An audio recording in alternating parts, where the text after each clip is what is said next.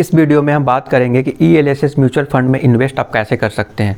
तो पहला चीज़ ये है कि आपको गूगल में या फिर मनी कंट्रोल या फिर कई सारे एप्लीकेशंस और वेबसाइट हैं, वहाँ पे आप सेलेक्ट कर सकते हैं ELSS कैटेगरी के अंदर का म्यूचुअल फंड।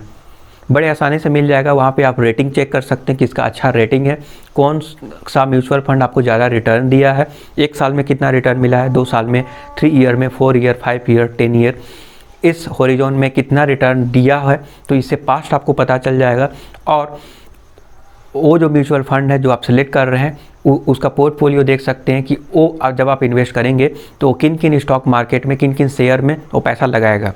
तो ये भी आप चेक करके आप अंदाज़ा लगा सकते हैं कि कौन सा म्यूचुअल फंड अच्छा है, और ये होना चाहिए ELSS कैटेगरी के अंदर, तभी आपको जो है टैक्स बेनिफिट मिलेगा। और ध्यान रहे कि इसमें लॉकिंग पीरियड 3 ईयर का होता है।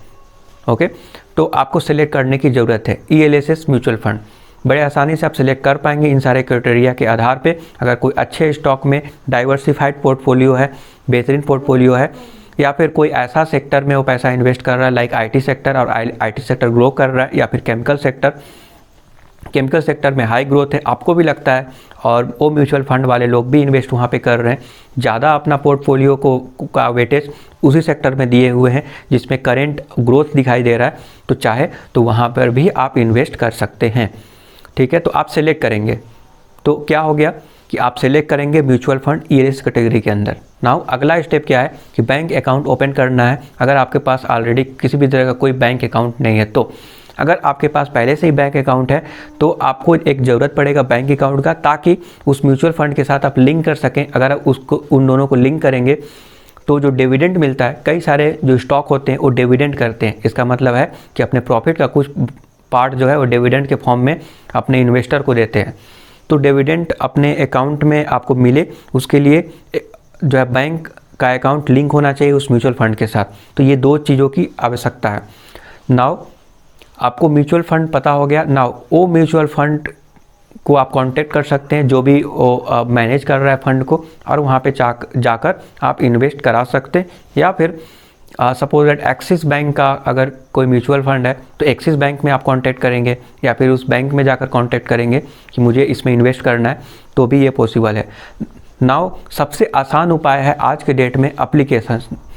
आजकल के डेट में कई सारे एप्लीकेशंस ऐसे अवेलेबल हैं जो 0 कमीशन पे, किसी भी तरह का कोई कमीशन चार्ज नहीं करेंगे, और आप इन्वेस्टमेंट डायरेक्टली स्टार्ट कर सकते हैं म्यूचुअल फंड में। ELSS म्यूचुअल फंड के में भी इन्वेस्टमेंट आप कर सकते हैं। ठीक है, तो बहुत सारे एप्लीकेशंस हैं जो मार्केट में अवेलेबल हैं 0 कमीशन। अदरवाइज अगर आप म्यूचुअल फंड के डिस्ट्रीब्यूटर के पास जाते हैं तो हो सकता है कि वो थोड़ा कमीशन चार्ज करे। तो बेस्ट ऑप्शन ये है कि ऐसे एप्लीकेशन को सेलेक्ट कीजिए, या फिर डायरेक्टली म्यूचुअल फंड को, उस म्यूचुअल फंड का जो फंड मैनेज कर रहा है उसको कांटेक्ट कीजिए और वहाँ पे अपना अकाउंट ओपन कराएं, ताकि जो कमीशंस हैं वो किसी और को ना जाए और आपको इसमें ज़्यादा बेनिफिट हो सके। तो कई सारे एप्लीकेशंस हैं, वहाँ पे 0 कमीशंस भी लेते हैं, मतलब किसी भी तरह का कोई कमीशन नहीं लगता है।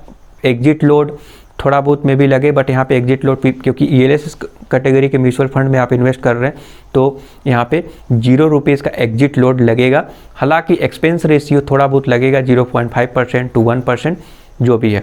तो वो किस टाइप का, किस कंपनी का, किस फंड का आप म्यूचुअल फंड सेलेक्ट कर रहे हैं, ये उस पर डिपेंड करता है, सबका वैरी करता है। तो अगर लोअर एक्सपेंस रेशियो है तो आपको एक एडवांटेज है, अगर आपको रिटर्न मिलेगा तो वहाँ पे एक्सपेंस रेशियो जो है वो कम मिलेगा, तो आपको एडवांटेज मिलेगा। नाउ ये तो आप समझ गए। तो कई सारे एप्लीकेशंस में एक एप्लीकेशन में बता देता हूँ, वो है ग्रो ऐप।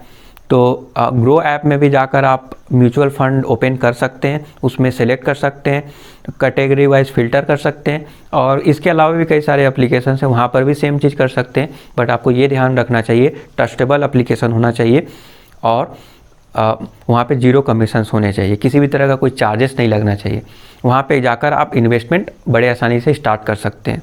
ठीक है, तो अपना बैंक अकाउंट को लिंक कराइए, वहाँ पे एप्लीकेशंस में सब कुछ आपको दिख जाएगा कि कैसे लिंक करा सकते हैं। उसमें बोलेगा कि please complete your setup, link your account number, उसके बाद आपको प्रोसीड करेंगे, फिर जाकर इन्वेस्टमेंट स्टार्ट करेंगे। बहुत ही सिंपल है। ओके, तो इस तरीक़ा से आप इन्वेस्टमेंट कर सकते हैं ELSS म्यूचुअल फंड में। तो मैं आशा करता हूँ ये जानकारी पसंद आया। फिर भी अगर किसी प्रकार का डाउट है तो आप कमेंट करके पूछ सकते हैं। Thank you for your support.